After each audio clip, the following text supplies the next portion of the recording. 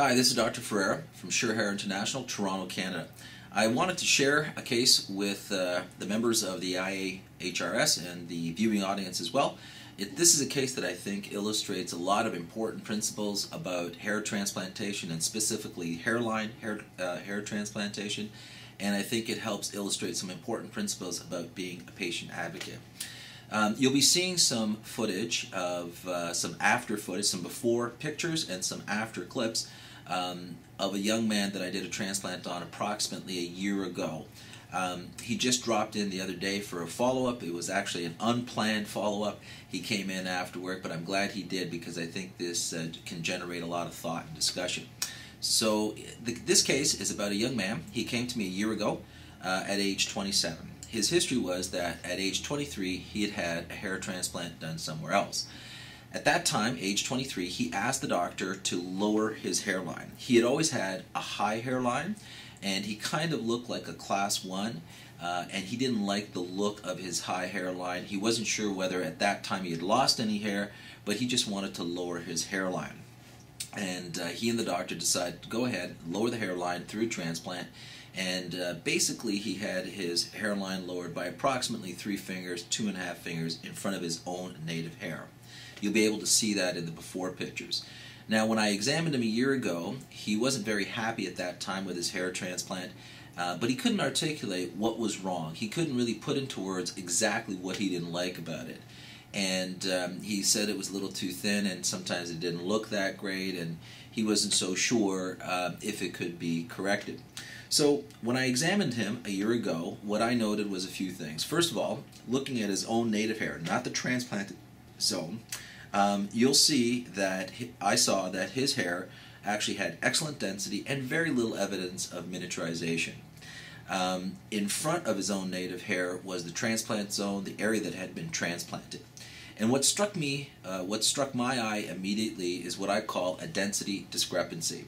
And this is something that I have seen a few times. I really don't like the look of this, and I think it's important to be cautious when planning a hair transplant under these circumstances.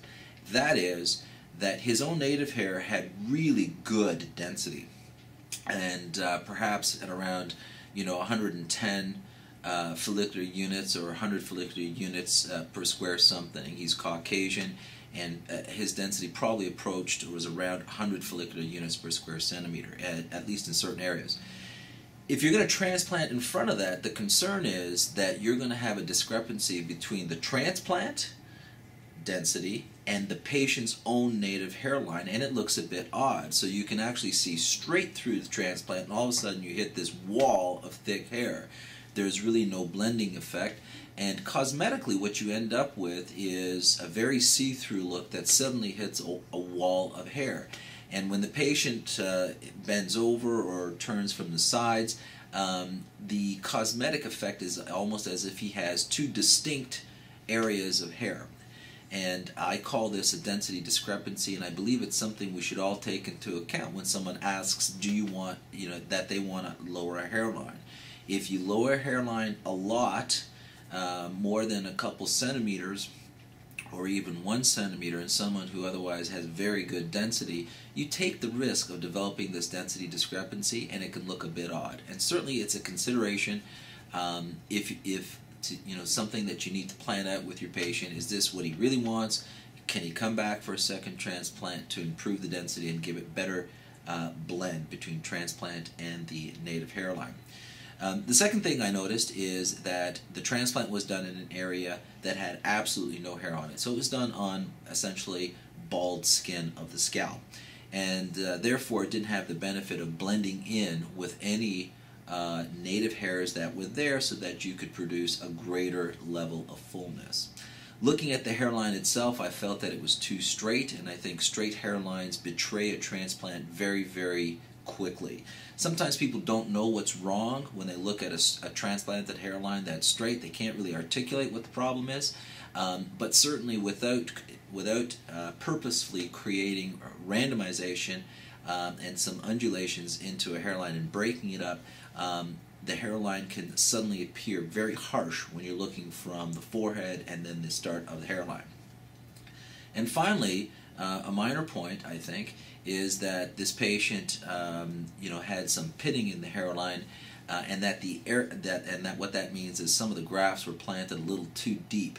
And when you can see that there's a bit of a puckered look as the grafts come out of the skin at the scalp. But more importantly, I felt that the grafts were planted too straight up and down. In other words, the angles of the hairs coming out from the transplant, I felt, were too close to 90 degrees, and that I believe transplanted hairlines, the angles, especially right at the front, should be quite shallow, very near to the scalp. The exit angle of those hairs coming out should be as close to the scalp as possible.